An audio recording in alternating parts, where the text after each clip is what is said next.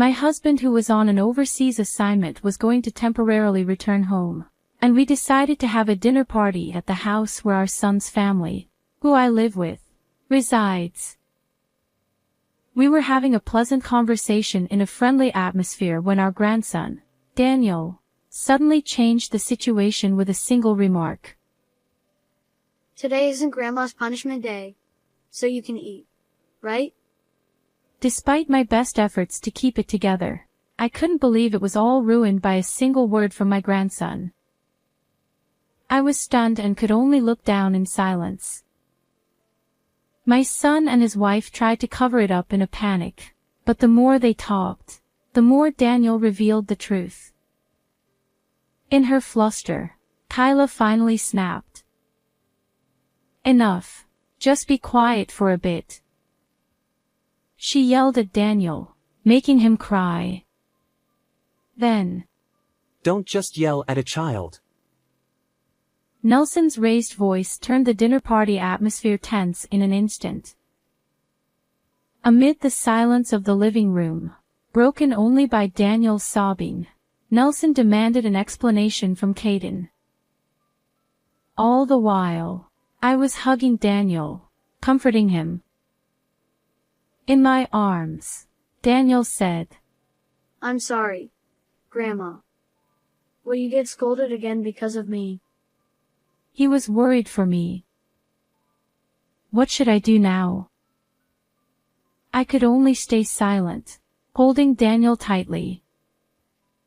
I am Elizabeth Pratt, a housewife in my 60s. Nelson and I fell in love while working at the same company, so it was really tough until we decided to get married and I quit my job. In those days, without phones, it wasn't easy to exchange contact information, and there was a general attitude of keeping workplace romances secret. So, until we got engaged, I was always on edge, worried that my boss might find out. Even after our engagement, we struggled with seating arrangements and speeches for the wedding, to the point where I didn't know who the wedding was for anymore. Moreover, any slip-up could lead to Nelson, who stayed with the company, being subject to snide remarks later, so we couldn't afford to relax. However, thanks to those struggles, we are now bound by a strong bond. I realized this especially when Nelson's overseas assignment was decided, leading to us living apart. 3 months before his departure. I think I can come back within 3 years, but I'm worried. Why don't you come with me? I appreciate the thought, but at my age, moving overseas is too much. Unlike you, I can only speak English. Nelson was always worried about leaving me alone in America. Besides, if anything happens, Caden and his family are here, and we can always talk on the phone, so don't worry too much. Yeah, you're right. Caden is our only son. 14 years ago, when Caden started university, he moved out to live on his own. After graduation, he met Kyla in the cafeteria at his workplace, and they got married 7 years ago. 2 years after their marriage, our grandson Daniel was born. Caden, who rarely came home when he was single, started visiting regularly after Daniel was born. Both Nelson and I always look forward to seeing Caden's family. But beyond that, our time as a couple was very peaceful and enjoyable. Especially, Nelson planning trips for us during his long holidays made me happy. I've been busy with work and left everything at home to you. From now on, let's spend more time together as a couple. He would always take me to the places I wanted to go. For us, this was the first time Nelson had to live alone for work. Moreover, since it was overseas, returning home wouldn't be easy. It was understandable that Nelson was worried. However, if anything happened, Caden's family, living just 15 minutes away from the nearest bus stop, could help. So I always reassured Nelson that there was no need to worry. About a month and a half before Nelson's departure, I injured my back and had to go to the hospital. It was a mild case of a herniated disc, so I could manage going to the hospital and maintaining minimal daily activities on my own. However, to Nelson, who was about to leave, it was a major concern, and he said he would delay his departure until my back healed. I appreciate the thought, but it's not something that should delay your work. But I can't leave you alone like this. What if something happens? I tried to reassure him, but Nelson was adamant about not leaving me alone. Days passed with our discussions going nowhere. We're both adults, so don't worry about something like this. If anything happens, Caden and his family will help. As usual, I was trying to convince Nelson. Then, he had a flash of inspiration and said, Caden. That's it. Let's ask if you can live with Caden. Ha! Nelson immediately called Caden and explained my back situation and his overseas assignment. After hearing the story, Caden said, I understand. I'll talk to Kyla, so give me a moment. He then hung up. I thought it was impossible for them to agree to such a sudden request to live together. However, Caden's answer was completely opposite to my expectations. Kyla agrees too. It's only for about 3 years, right? That's no problem at all. I see. That's a relief. We should thank Kyla soon. Caden, take care of your mom. So, I ended up living with Caden's family, pushed by Nelson. Caden's wife, Kyla, worked as a chef in the same company cafeteria where she met Caden. A year ago, they opened their dream restaurant and both worked hard together. I'm sorry for asking you to take care of me when you're so busy with the new restaurant. A few days after deciding to live together, we had a dinner with Caden's family. While Nelson and Caden were chatting and drinking, I quietly apologized to Kyla. I thought it must be a burden for Kyla to take care of an injured mother-in-law for 3 years, especially at such an important time for her restaurant. However, Kyla said, "Don't worry about it. We help each other in times of need. Also, once you feel better, could you occasionally look after Daniel?" Kyla asked me. He's in daycare, but he's always alone from evening to night. Seeing Kyla's apologetic expression, I understood why she agreed to live together. She probably wanted me to look after Daniel. Of course. If there's anything else I can do, don't hesitate to ask. I replied with a smile, and Kyla also smiled, relieved. I was truly relieved that I wasn't just a burden. Living with Caden's family was more peaceful and comfortable than I had expected. Not only did they accept me willingly, but they also provided me with a room of my own since they had an unused one. Wanting to be of help to Caden's family, I started doing the laundry, washing dishes, and picking up Daniel from daycare. I also began cooking dinner in place of Kyla, who often worked late due to preparations for the next day.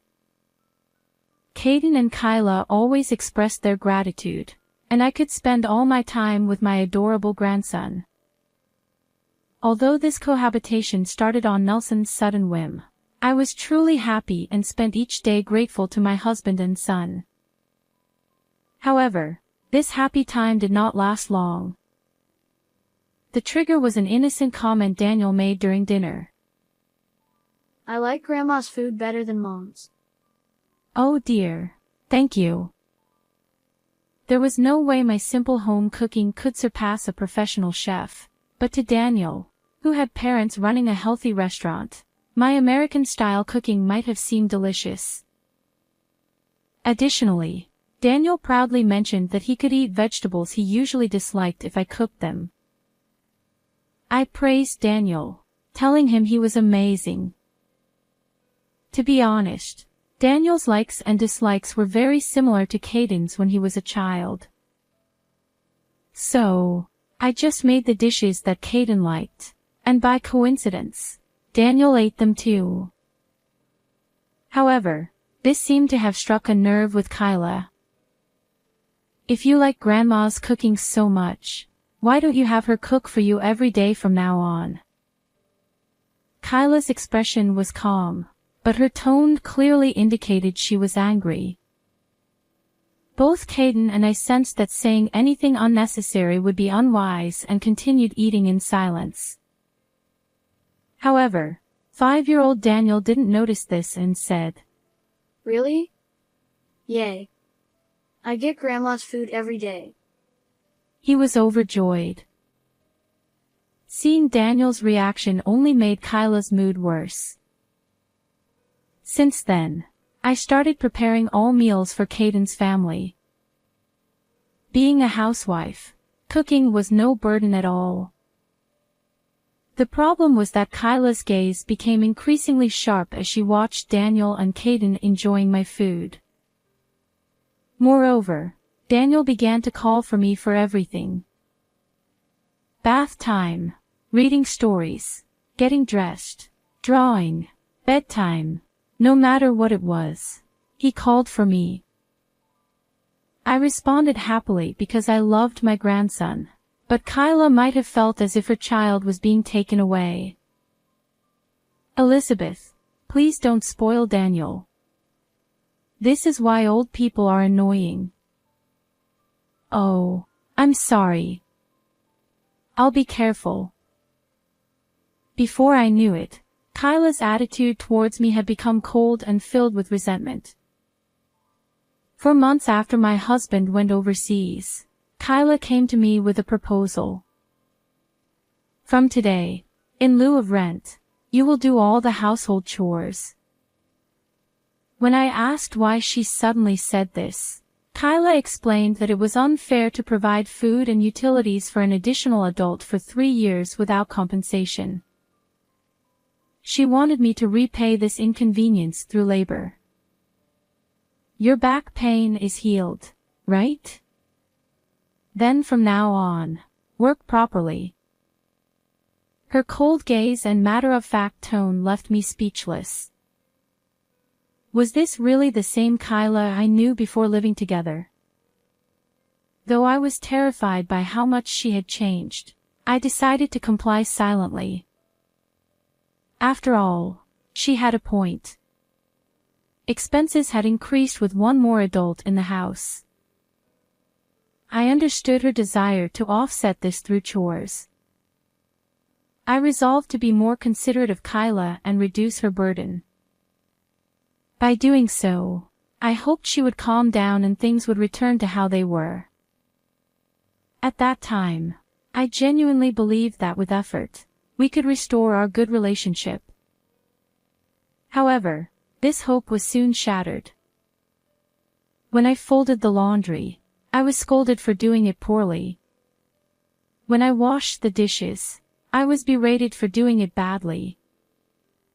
When Daniel showed affection towards me, I was accused of bribing him with food to win his favor. No matter how hard I tried to be considerate, it only seemed to provoke Kyla more.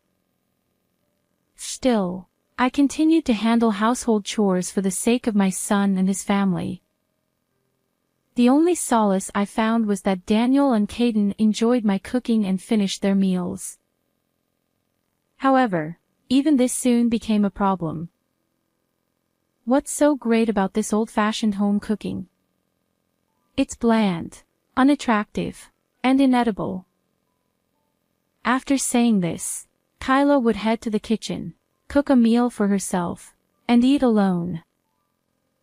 The atmosphere at the dinner table was icy, as if we had seen a ghost. I was too scared to move, fearing what harsh words Kyla would say next. Daniel, sensing the tension, lost his appetite and left his meal unfinished. When dinner ended and I stood up to clear the dishes, Kyla called out in a cold, low voice. "Elizabeth, sit down for a moment." Dreading the reprimand, I sat back down and cautiously looked at Kyla's face, which was more hostile than ever.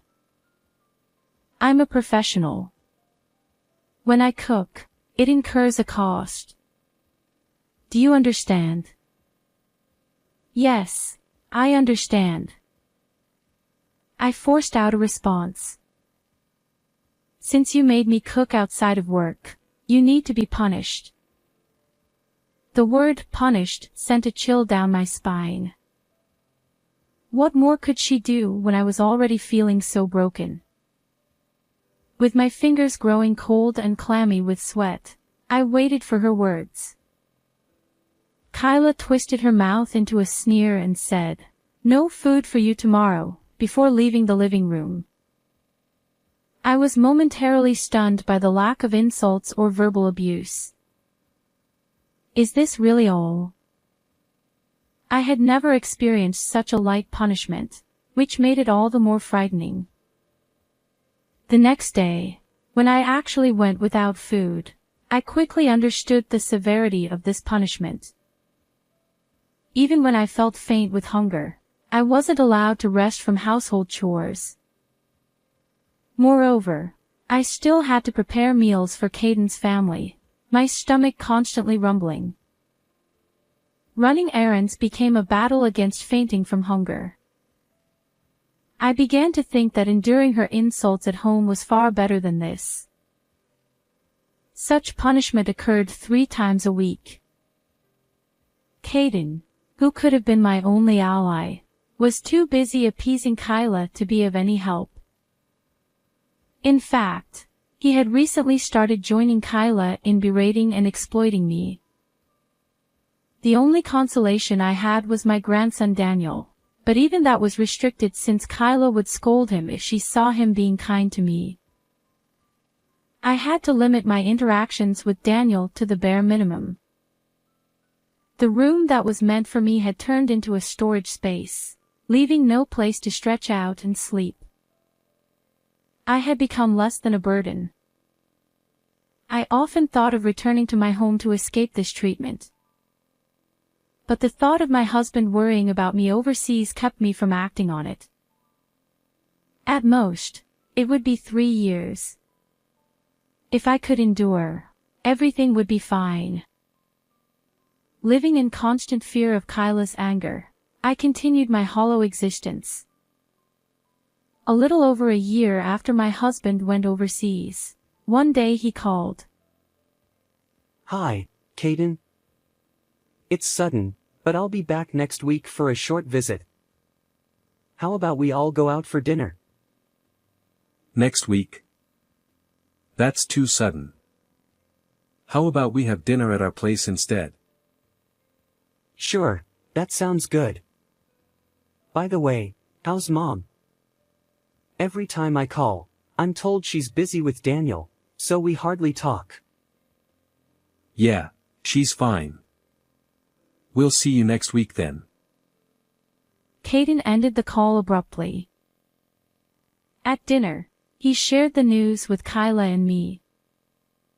Kyla looked visibly annoyed, but I was secretly overjoyed. Since my husband went overseas, he had only called a few times in the early months. I thought he was too busy to call, but I had been very lonely. On top of that, Kyla forbade me from calling him, so I could only wait for his calls. I worried about whether he had any injuries or illnesses, or if he was overworked. Next week, I could finally confirm these worries. I felt a surge of life returns to me. However, seeing my excitement, Kyla became furious. What's with that happy face? Are you implying I'm the bad guy here? What?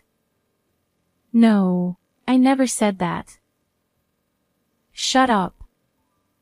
Don't talk back. You're being punished again today. Confused and upset, I was denied food once again. For the week leading up to my husband's visit, on top of household chores, I was forced to help with the restaurant's preparations and distribute heavy flyers. Don't come back until you've handed out all the flyers. She would kick me out of the house. The treatment was harsher than ever, and I was on the verge of collapse daily. What had I done to anger her so much? Too tired and hungry to figure it out, I spent each day even more careful around Kyla. Finally, the day of the meal with my husband arrived. I prepared his favorite dishes and waited for him at the entrance. Elizabeth. I missed you. You've lost weight and look pale. That's not true. You look exhausted too. His sharp observation made me nervous.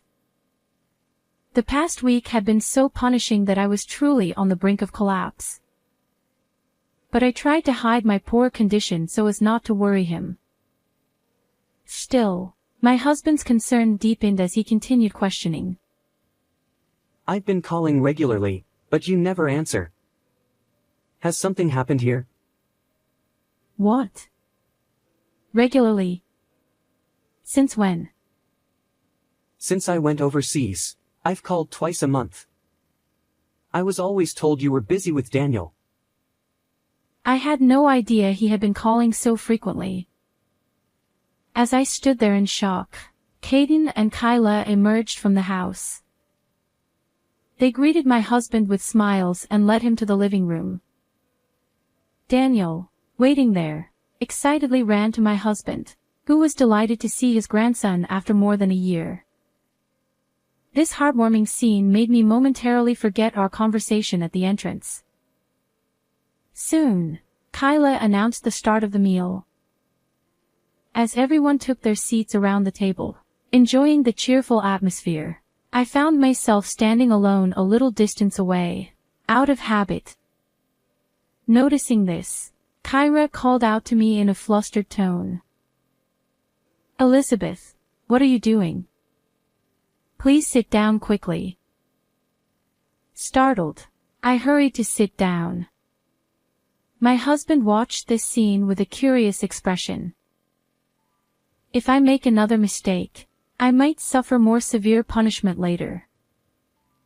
With that thought in mind, I decided to focus on assisting my husband by serving food and drinks. Thanks to this, the meal continued peacefully without any further incidents. Just as I began to feel relieved, Daniel, my grandson, remembered something and spoke up. Hey, Grandma doesn't have punishment today, right? It's good she can eat. Daniel's cheerful smile caused Kyra and Caden to turn pale, their hands and shoulders trembling, their eyes darting nervously. Anyone could see something was wrong, but they forced smiles and desperately tried to cover up Daniel's words. The more they talked, the more Daniel, oblivious to the situation, kept speaking the truth. Panicking, Kyra finally snapped. Just be quiet for a bit. She yelled, causing Daniel to burst into tears. Seeing this, my husband raised his voice in anger. Don't shout at the child like that.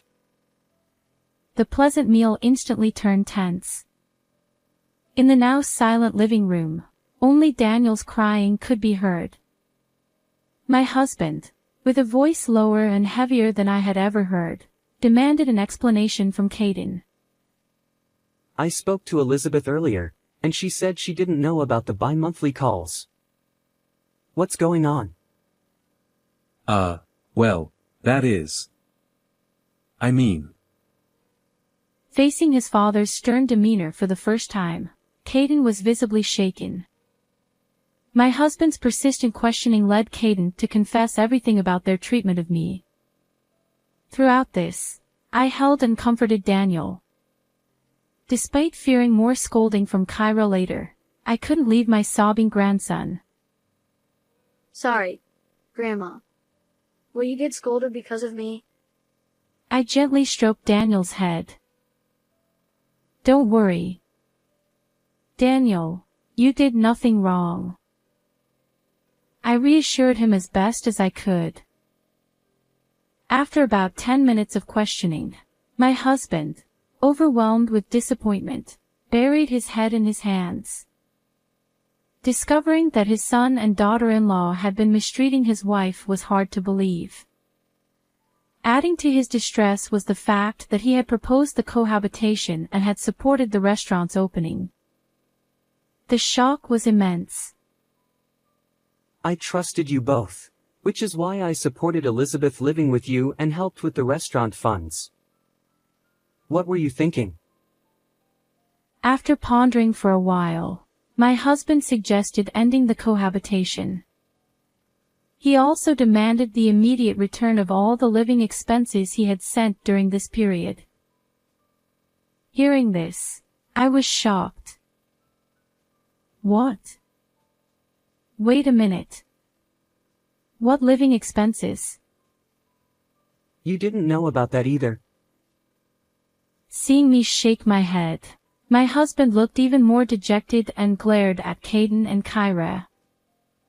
According to him, when the cohabitation was arranged, it was agreed that he would send $300 monthly for my living expenses. Caden was supposed to inform me about this arrangement later. But I had never heard anything about the remittance. Instead, I had been told to work to cover living costs and had been treated like a servant. Upon learning this, my husband, in a steady and grave voice, demanded Caden return all the money. All of it. The restaurant funds and the living expenses. Return everything. Hearing this, Caden and Kyra turned pale and began apologizing, even bowing down to my husband. Kyra explained that despite 2 years since opening, the restaurant had been struggling, which fueled their resentment toward me for living comfortably with Daniel. Caden admitted to keeping the remittance for themselves and preventing my husband's calls to hide their actions. Although they apologized and promised to change, my husband's anger did not abate. He took me back to my family home and, during his short stay, retrieved all the money he had given Caden and Kyra. Before his departure, he arranged for me to stay at a business hotel, ensuring my safety until he could return from overseas. I'll arrange to come back to the US soon. The hotel staff will keep you safe until then. Though I felt staying at home was enough, I agreed, not wanting to worry him further.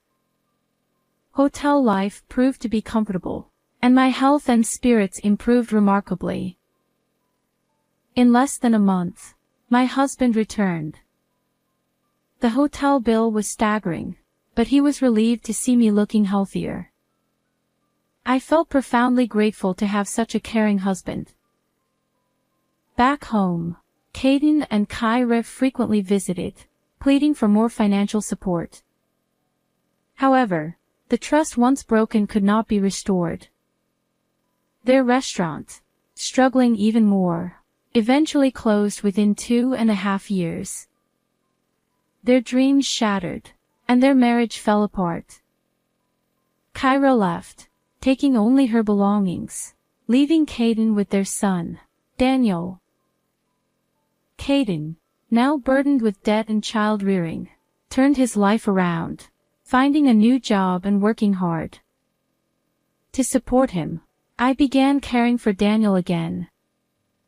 Though we provided no financial help, I took care of Daniel when Caden worked late. Daniel, soon to be a primary school student, proudly showed off his new backpack. Look at this backpack. It's so cool with this gold part. Thank you, Grandpa and Grandma.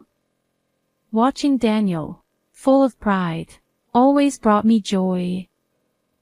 My husband and I look forward to supporting Daniel and hope Caden finds a kind and compassionate partner. How did you like this story? Please subscribe to our channel. See you in the next video.